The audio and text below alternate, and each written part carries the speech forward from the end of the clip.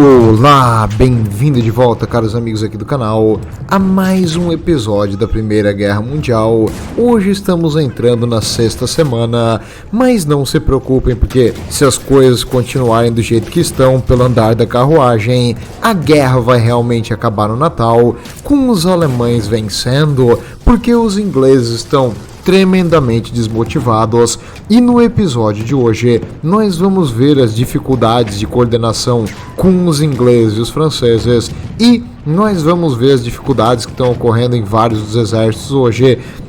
Além disso, a guerra nesse momento vai virar uma guerra global, então sente-se aí. E antes só de iniciar, como a Alemanha está vencendo, vamos ao patrocinador, porque eu acho que eu vou botar uns patrocinadores na guerra também.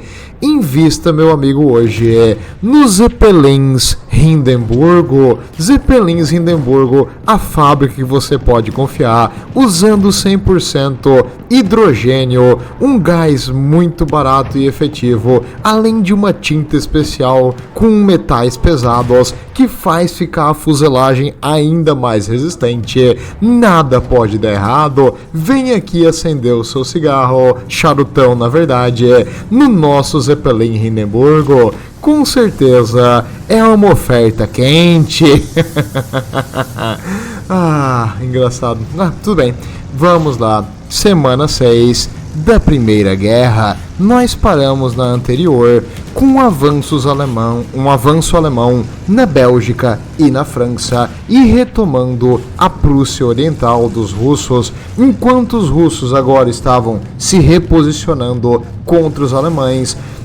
Eles estavam avançando contra a Áustria-Hungria. Então, se tu acha que o fronte da Rússia tá tranquilo, não tá tanto assim. Eles perderam um exército realmente, mas o número de soldados russo é imenso. Um exército a mais, um exército a menos, vai apenas adiar o inevitável. Vamos ver o que vai acontecer nessa fronte. Em primeiro, detalhe, os eventos que vão ocorrer na França vão ocorrer numa região próxima a Paris, e vai ter várias batalhas, escaburças e lutas maiores ao redor dessa região. Então eu deixei aqui o símbolo no mapa, mas é bem espalhado que vai ocorrer as batalhas hoje, porque os alemães estão tentando achar uma brecha para encircular Paris, segundo o plano Schieffelin, que eles têm que fechar e derrubar Paris o mais rápido possível para tirar a França da guerra. Vamos ver se isso vai dar certo. Spoiler, mas tu não sabe isso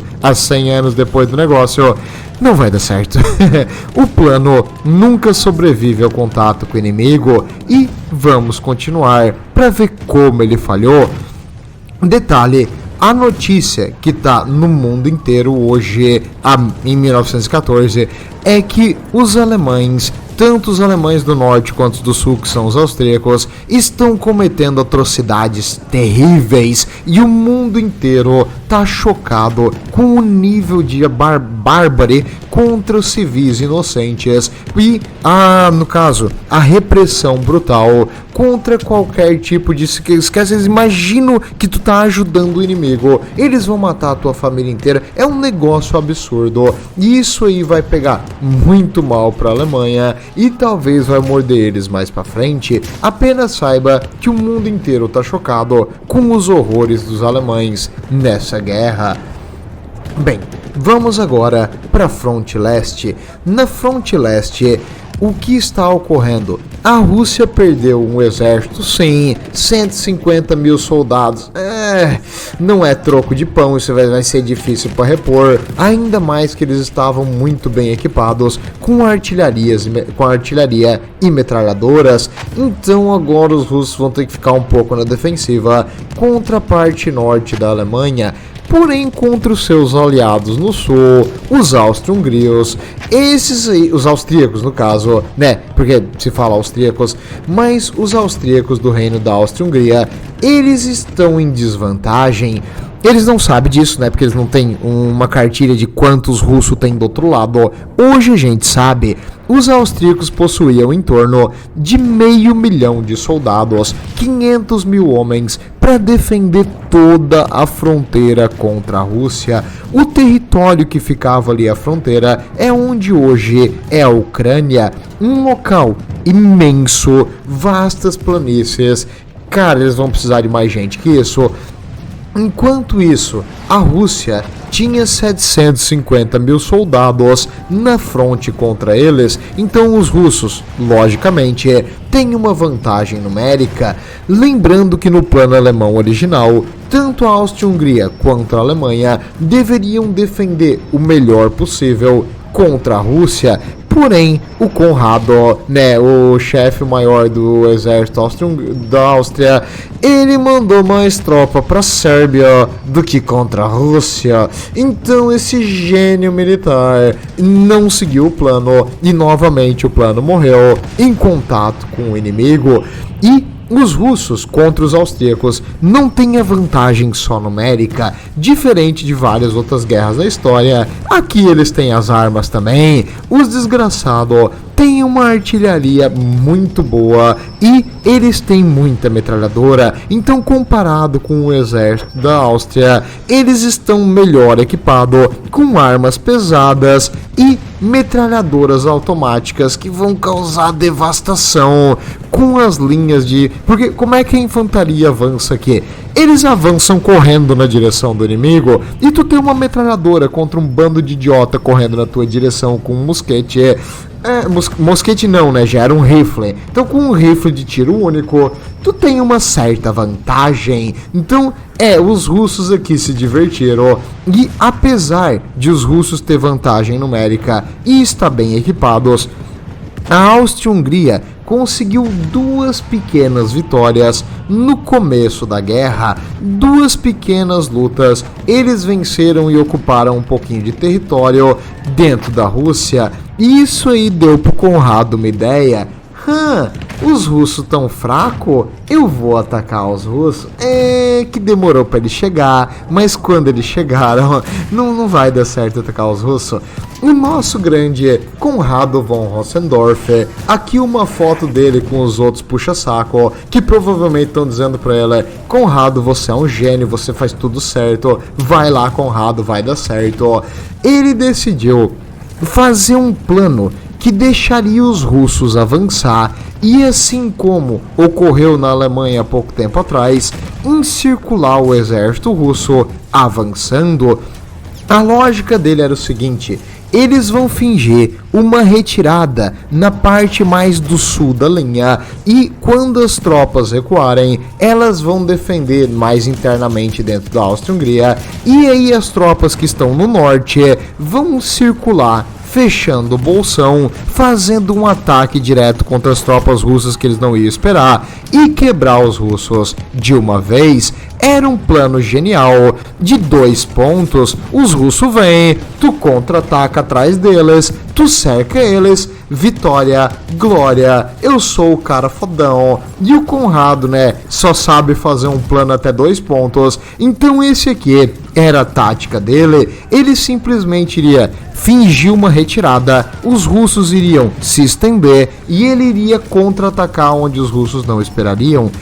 Parece um plano, né, mas, cara, e se os russos não quebrarem? Tu vai ter cedido o teu território e agora tem um exército russo no teu flanco, não é? E a tua linha agora vai ficar impossível de segurar e tu vai ter que se retirar até manter o teu flanco protegido, senão tu vai ser encirculado. Então qualquer um com 3 neurônios iria pensar: se esse plano falhar, o risco não vale o benefício. Mas, né, é o Conrado, 3 neurônios pedir muito pra ele.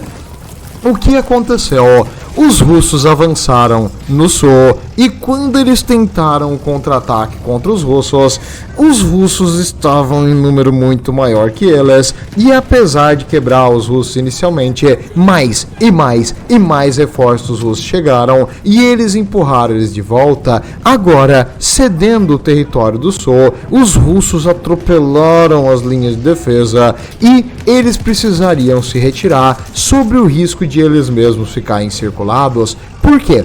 Atrás desse ponto aqui tem uma cadeia de montanhas que é muito difícil a logística e o exército austríaco não se mexe rápido, né? Lembrem-se, a velocidade máxima deles é 16 km por hora, então, né, no trem, porque eles obrigaram os trem a andar 16 km por hora, então esses caras são lentos e os russos estão avançando com tudo, cidades estão sendo tomadas, várias cidades tiveram que ser abandonadas, incluindo a cidade de Lemberg.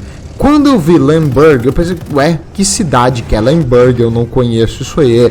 Nessa cidade houve uma luta e eles tentaram manter a cidade, só que os russos estavam avançando em várias direções, com metralhadoras, com artilharia, e os contra-ataques que eles tentavam no campo aberto, os austríacos eram recebidos com muito, mas muito tiro, e a Batalha de Lemberg foi uma vitória russa. Depois de ter as tropas quase que dizimadas, o exército austríaco foi obrigado a abandonar a cidade, e a cidade eu não conhecia, é Lviv. Lviv é uma cidade hoje na Ucrânia, então é um lugar muito bonito, não recomendo visitar agora, mas é um lugar legal para ver e visitar, e tem umas arquiteturas únicas. Olha só, dá uma olhadinha no negócio, e já fez parte do Império Austro-Húngaro. Oh Lorde, por que hoje em dia não pertence mais ao Império Austro-Húngaro e pertence à Ucrânia? Não vou fazer spoilers, mas eu não queria dizer isso para não quebrar o teu coraçãozinho, mas o Império Austro-Húngaro não existe mais. Triste, lamentável, eu sei, mas né, a gente tem que aguentar porque é a verdade. Então, desculpa, eu botei aqui 94, perdão, 1914, é 14 aqui. Perdão. Quem iria imaginar, né, que hoje em dia, tipo, a Rússia iria atacar isso aqui? Jamais. E agora, no exército austríaco, o exército austríaco, cara, pense num pessoal descoordenado. No momento aqui, eles estão totalmente perdidos no fronte contra a Rússia, e eu não tô brincando, tem unidades perdidas mesmo, tem unidades que avançaram ali na região onde hoje é a atual Ucrânia e eles não sabem para onde ir, eles estão no meio de unidades inimigas às vezes e eles não sabem onde é que eles estão.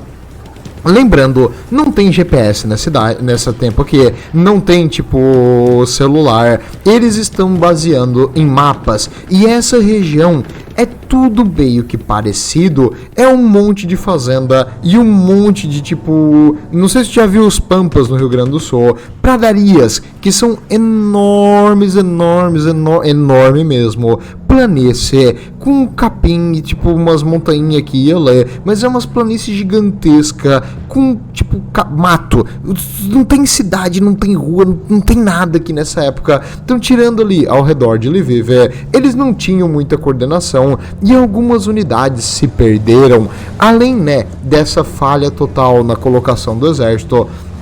Houve vários incidentes de fogo amigo. Por quê? Porque o exército austríaco fala múltiplas línguas, então, numa tensão, numa retirada, com os russos avançando pelo teu flanco, tem um cara ali falando uma língua esquisita e com um uniforme que não é igual ao meu, tu atira nele? Então começou a ter vários eventos que tropas do próprio exército austro-húngaro começaram a se matar porque eles achavam que eles estavam lutando contra os russos.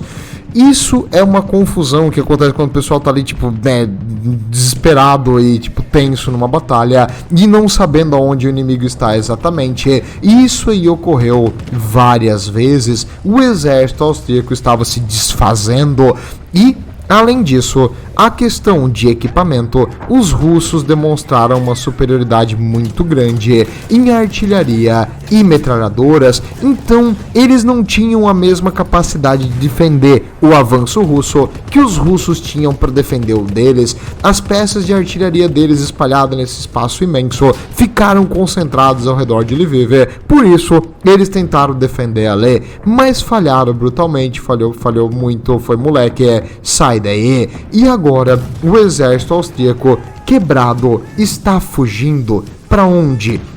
Eles se retiraram para a região das montanhas Carpathian, acho que é em português. As montanhas Carpathian, elas são o quê?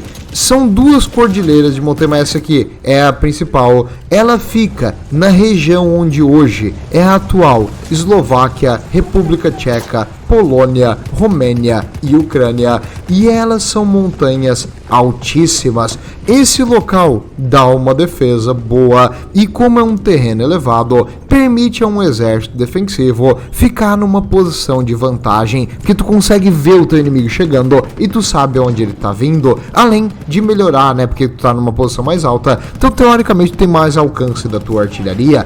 Esse local aqui seria a posição onde eles vão defender, e eles estão recuando para as montanhas Carpathians. É porque em inglês é Carpathian, eu escuto o áudio em inglês do que está acontecendo, então é por isso que às vezes eu me confundo. Mas eles estão vindo para cá e eles vão defender essa região.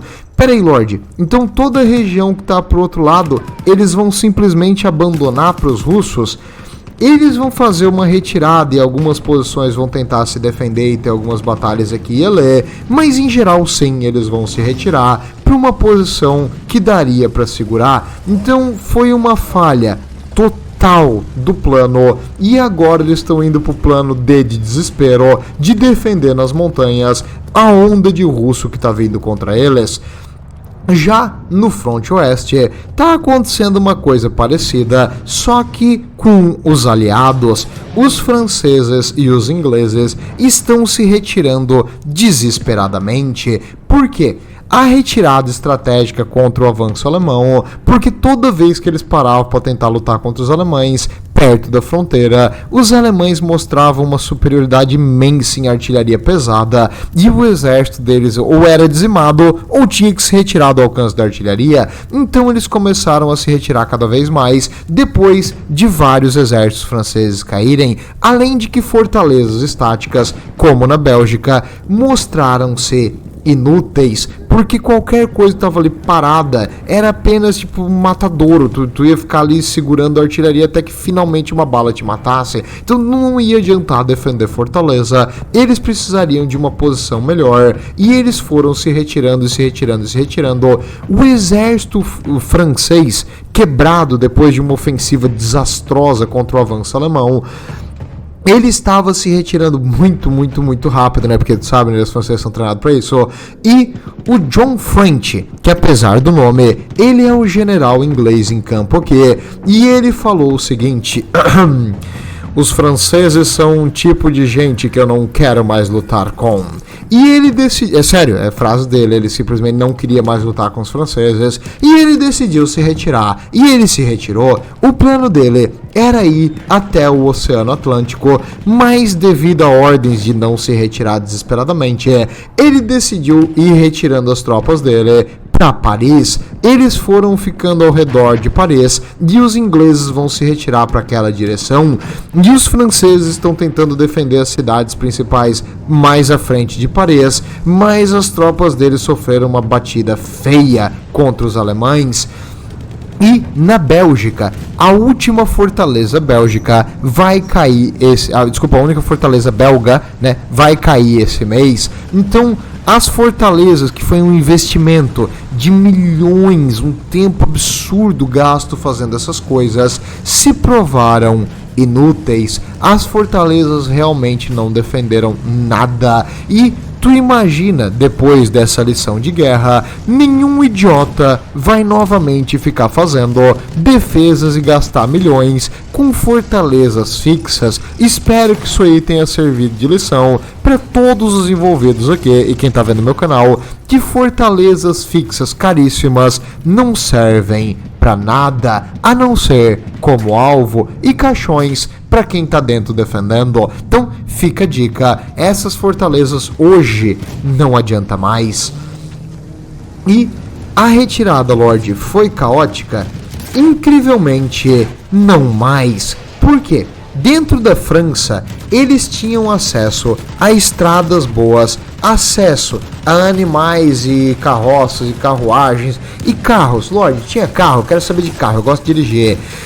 Os automóveis eram uma invenção recente, existiam veículos, mas eram pouquíssimos e eles davam muitas falhas, e caminhões mesmo era uma coisa nova e também quebravam bastante. Existiam alguns que eles usaram, mas eram poucos. Normalmente o transporte era ou assim como tu vê nessa imagem, ou de trem. Mas dentro da França, graças à velocidade do exército escapando e com o uso de trens para mover grandes quantidades de soldados rapidamente, eles conseguiram reestabelecer uma linha organizada e retirar de forma relativamente coordenada, sem nenhum encirculamento e nenhuma ameaça de total quebra da fronte. Então, apesar de ter sido uma retirada meio que desesperada ali no começo, eles conseguiram manter uma ordem e reestabelecer a linha próximo de Paris.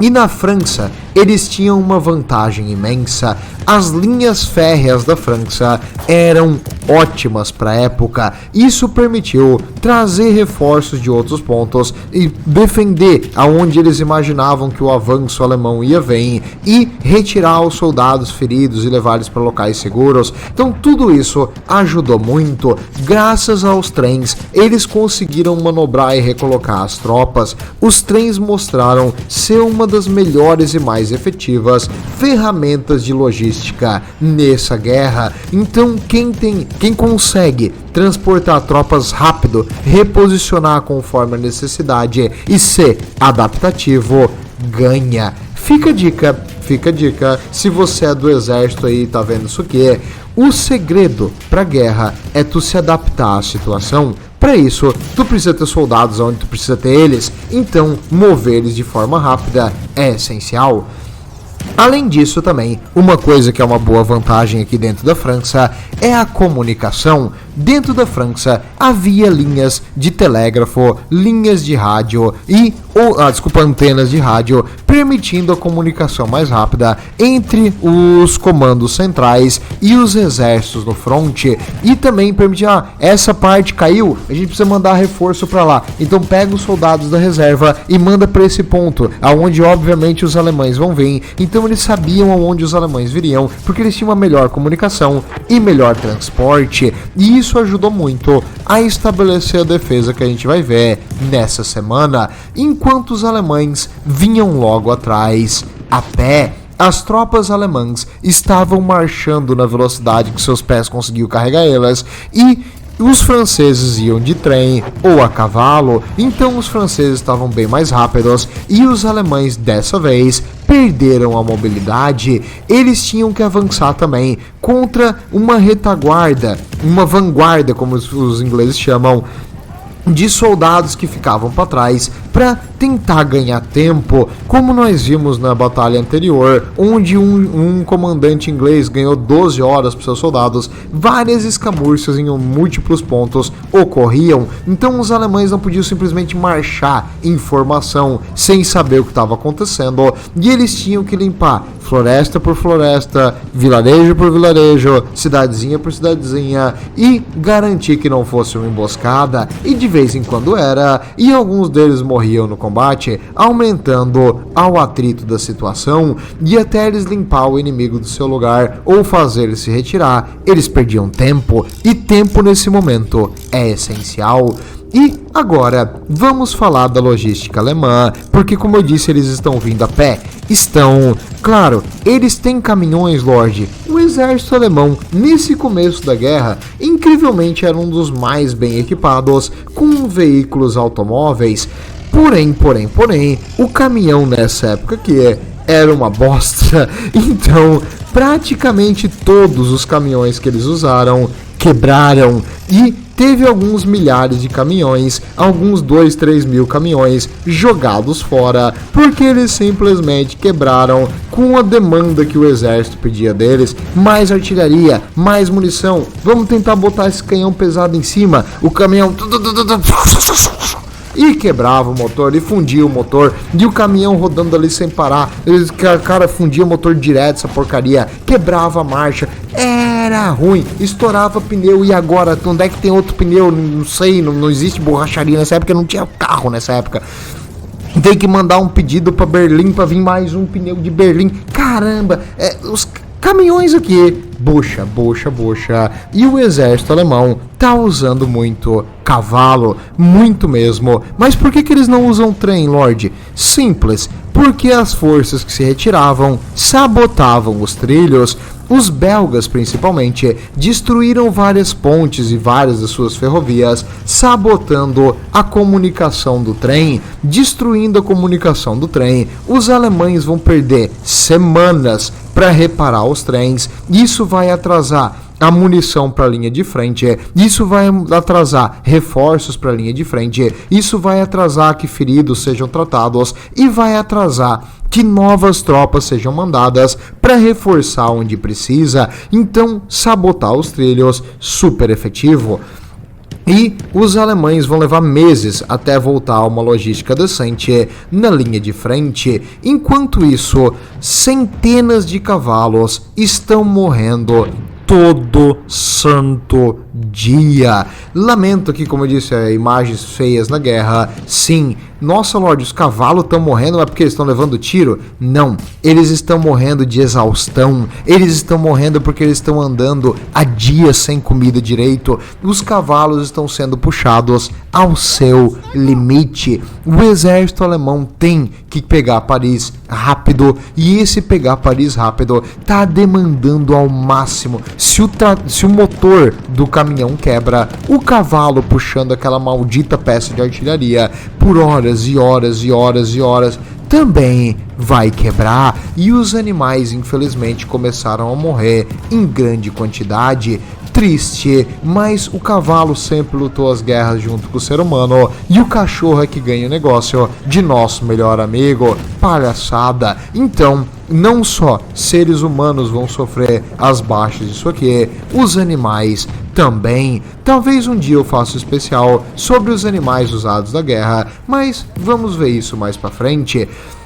E nessa época, essa imagem que você vê aqui é uma das coisas mais comuns que tu viria na questão logística. Eles fizeram uma Platoon Bridge em inglês, é uma ponte de barcos. Eles botam os barcos embaixo para o barco servir como uma sustentação para a ponte, e os cavalos levando carroças cheias de munição, comida, tudo que o exército precisa para a linha de frente, eles levam de cavalo. Então por isso essas carroças estão indo e vindo, todo dia, toda hora, sem parar. E o cavalo muitas vezes não recebe o descanso adequado, e morre. Então, triste isso, mas o exército está demandando um número imenso de animais agora para levar a sua logística.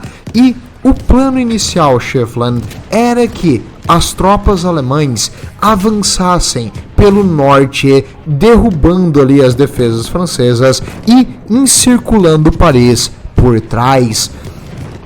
Esse era o plano original. Lembrando que no plano original, tanto a Holanda quanto a Bélgica iriam ser invadidas, então um avanço pelo norte teoricamente seria uma fronte maior. Como eles mudaram o plano para invadir apenas a Bélgica e ignorar a Holanda, e a Bélgica ainda mantém a defesa no norte, e eles não conseguem expandir a fronte tanto nesse ponto. Então os alemães não conseguiram avançar ali, porque os franceses pararam eles, e eles tentaram descer o ataque pela cidade de Guise, na França. E na cidade de Guise, na França, eles acharam uma barreira. Eles não conseguiram passar. Os franceses já tinham cavado trincheiras, já tinham suporte de artilharia posicionada previamente, e os alemães, tentando avançar pelas estradas, não conseguiram. Tentaram avançar por outros pontos, não conseguiram, porque os franceses já tinham cortado as árvores e feito kill zones, que é tipo um local aberto para evitar qualquer avanço por ali. Não iria dar certo. Eles bateram a cabeça e perderam alguns milhares de tropas, mas os alemães simplesmente perceberam que o ataque ali ia ser muito demorado e muito difícil, modificando então o Schieffelin Plan para, em vez de atacar Paris pelo norte e encircular ela por trás, atacar pelo sul.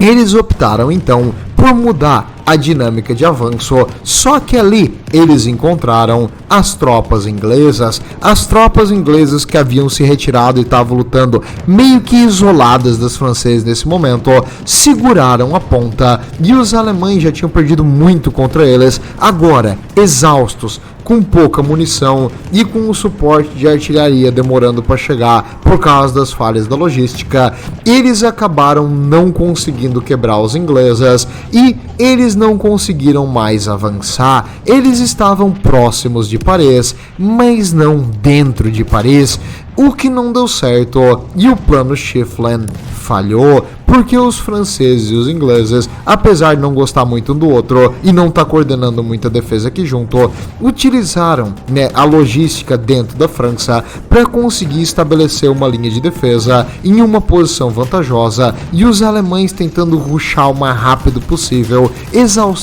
exauriram a sua própria logística e agora estão sofrendo com baixas de munição e de moral nos seus soldados. Porque imagina, cara, tu tá correndo há semanas, entendeu? Tá há 3 semanas que tu dorme tipo 2, 3 horas por noite e tu tem que marchar o maldito dia inteiro com um uniforme pesado pra caramba e quente.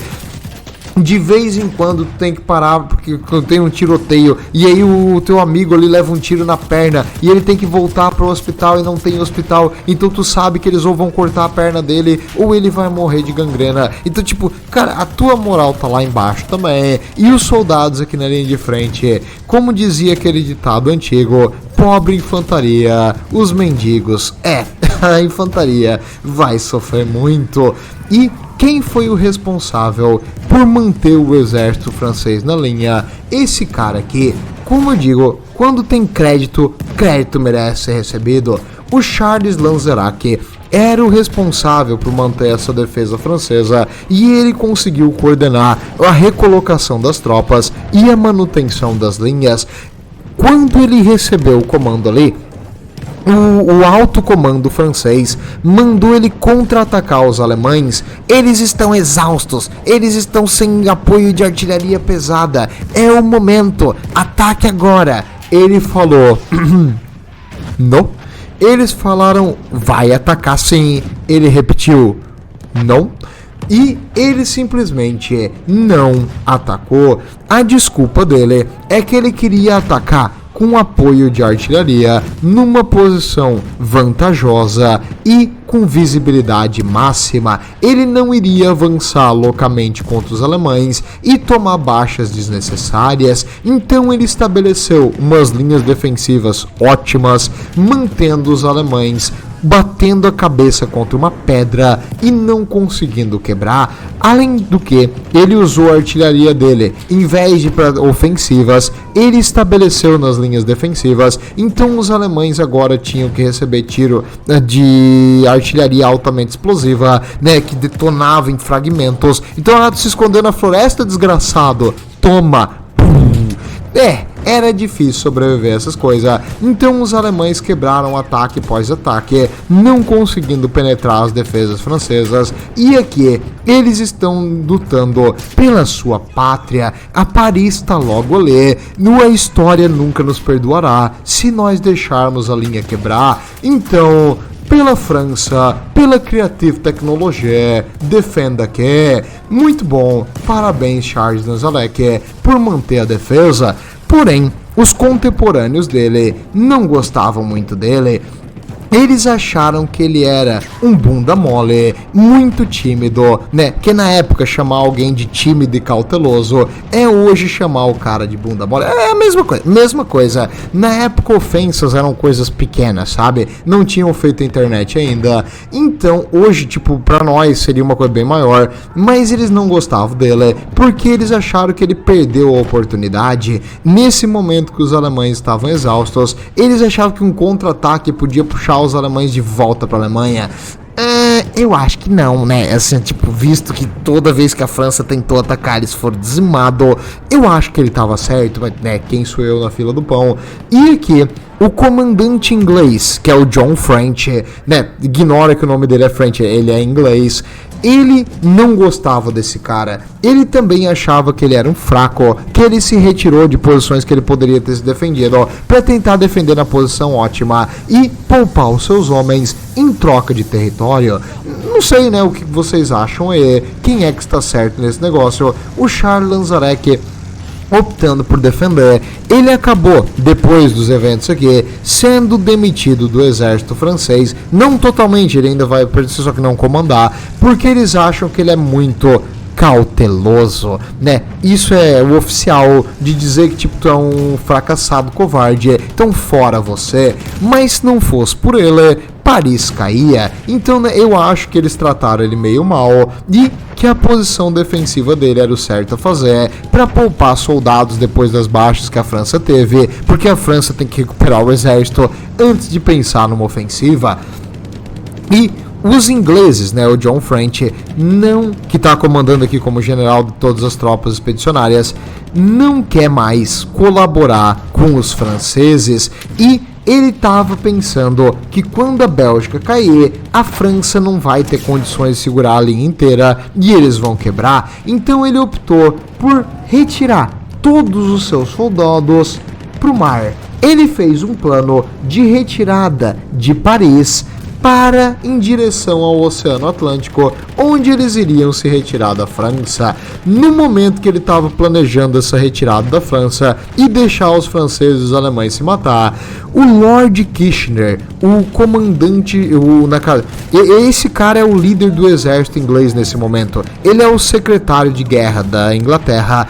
Ele veio de navio para a França e ele vai com uniforme, ele está uniformizado como marechal de campo e ele vai falar pessoalmente com o John French e ordenar ele a trabalhar junto com os franceses, porque ele se recusa, e lutar até o fim. É para lutar aqui, não é para abandonar a França. Eles são nossos aliados, nós vamos lutar com eles. Então o Kitchener foi pessoalmente para a linha de frente falar com o general. Enquanto isso, as tropas continuam ali próxima de Paris, mas elas estão pensando seriamente e existe um grande risco deles receber a ordem de abandonar a guerra por total e sair da França. E o Kitchener está indo mais rápido que ele pode para dar a ordem contrária de manter a linha e obedecer o comando francês. Enquanto isso, o plano alemão falhou, o Schieffelin Plan deu errado. O plano era simples, cara, tu só precisava seguir 2 passos, derrubar a França primeiro, depois focar na Rússia. Falhou, o imbecil aqui errou. Quem é que falhou o negócio? Foi o Von Moltke. A culpa é dele. A culpa não é que os franceses fizeram uma ótima defesa. A culpa não é que tipo, foi um estratégico gênio. A culpa é que o Von Moltke desviou muitas tropas e recursos para outras frontes. No caso, contra a Bélgica, ele ocupou boa parte da artilharia pesada alemã, que era a maior vantagem que ele tinha aqui, contra fortalezas estáticas. Aí eu te pergunto, tu pode simplesmente ignorar uma fortaleza estática? Pode. Qual o perigo da Bélgica contra a Alemanha? 0. Então por que tu não deixa esse desgraçado para depois e ataca a França primeiro? Boa pergunta, não sei, mas no caso o Von Moltke achou prudente mandar mais tropas e recursos para destruir as fortalezas bélgicas. Então peraí, Lorde, quer dizer que aquelas fortalezas que tu disse que era inútil, na verdade ganharam a guerra? Teoricamente sim, mas na prática não. Como eles perderam muito tempo destruindo aquilo lá e boa parte da artilharia ficou lá, essa artilharia, sabe onde é que ela não estava? Na França. Então, ela não conseguiu apoiar o exército e em vez de focar toda a logística e todo o avanço contra a França o mais rápido possível quando eles estavam se retirando, ele optou por desviar tropas tanto para a Bélgica quanto para a fronte da Rússia. Ah, mas na Rússia eles derrotaram um exército russo, Lorde, foi uma vitória grande. Sim, uma vitória tática agora, mas uma vitória estratégica, uma derrota estratégica total, porque devido a essa vitória, eles perderam a guerra. Perderam o plano de conquistar a França rápido. Desculpa, né? Não tem spoilers aqui, meu amigo. Mas no caso, eles falharam bruto. Falhou muito. Porque ele não focou no objetivo. Ele desviou muitas tropas e recursos. E isso acabou sabotando o próprio plano. Imbecil. O Von Mock falhou muito aqui. E o Von Mock, tu vai ver o que vai acontecer com ele mais tarde. Mas no caso que alguém... Cara, por que a Alemanha não venceu a guerra? Foi porque só os ingleses, os aliados lutaram bem? Não. Foi também porque o Von Mock deu uma bola fora. Ele devia ter focado 100% no plano Schieffelin. E, no caso, né? É difícil, porque o Conrado também era uma falha na Áustria-Hungria. E a fronte contra a Rússia, tava quebrando. Mas, né... O plano era a França primeiro, cara. A França primeiro, né? O teu capacete pontiagudo aí tá afetando o teu cérebro, pô. Tudo bem. Vamos continuar. E eu falei que esse mês de agosto de 1914, a guerra vira uma guerra mundial. Você conhece o Japão, aquela ilha, né, de onde vem o Nissin e outras coisas, tipo anime e uns desenhos que eu não posso falar aqui no canal porque o canal é família. O Japão, meu amigo, nessa época era aliado da Inglaterra. Na verdade, ele é aliado da Inglaterra desde 1902 e em agosto de 1914, na metade do mês por ali, eles mandaram um comunicado para a Alemanha dizendo: vocês devem retirar todos os navios dos mares japoneses e chineses e o porto de Tsingtao, na China, o porto de Tsingtao deve ser abandonado e o Japão vai ocupar o porto em 23 de agosto de 1914, depois que a Alemanha recusou ceder o porto e obedecer às demandas japonesas. O Japão declarou guerra na Alemanha. Não pode ser, Lorde. O Japão tá lutando contra a Alemanha? Sim, essa guerra aqui é muito intensa, cara, acontece umas coisas que tu não esperava. E em setembro, o mês seguinte, 23 mil soldados japoneses vão desembarcar em Tsingtao e começar a invadir a cidade. O sítio vai levar meses, mas os japoneses eventualmente vão tomar a cidade. Massa! Então agora o Japão entrou na guerra do lado da Inglaterra, da França e da Rússia.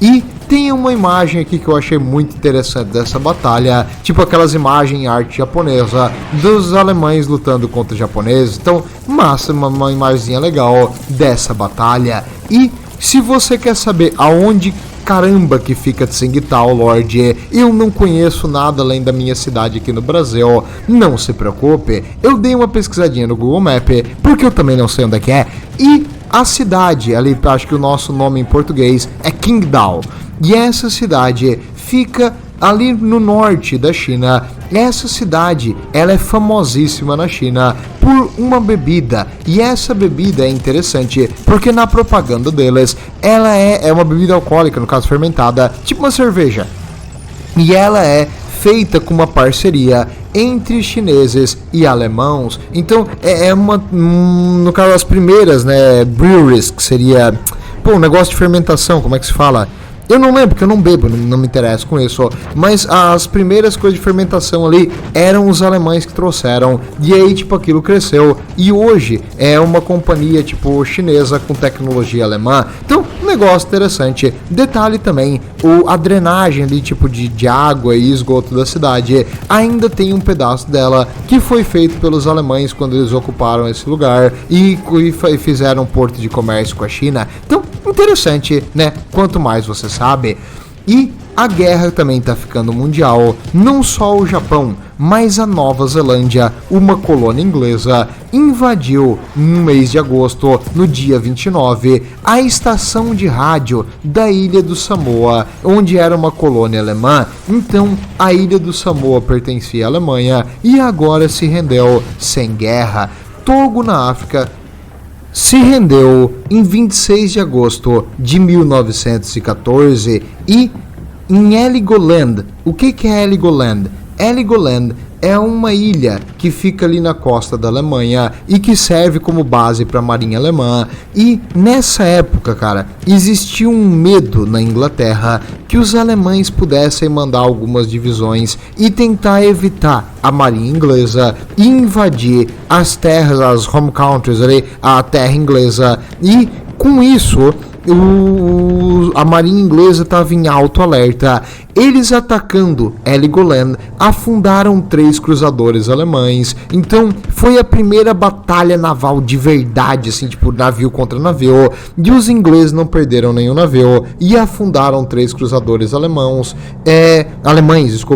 nessa ilha de Heligoland. Então, uma coisa mais aí pra guerra, e agora a guerra tá no mar também.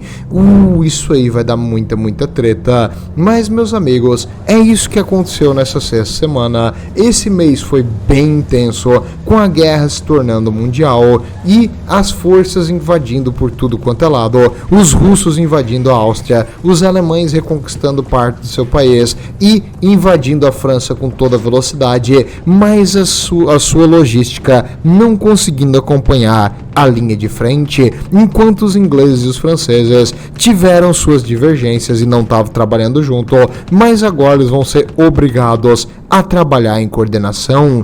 É isso que nós vamos ver no mês seguinte. Será que vai dar certo? O que vai acontecer? Veremos por lá. Tudo de bom e vejo vocês na próxima.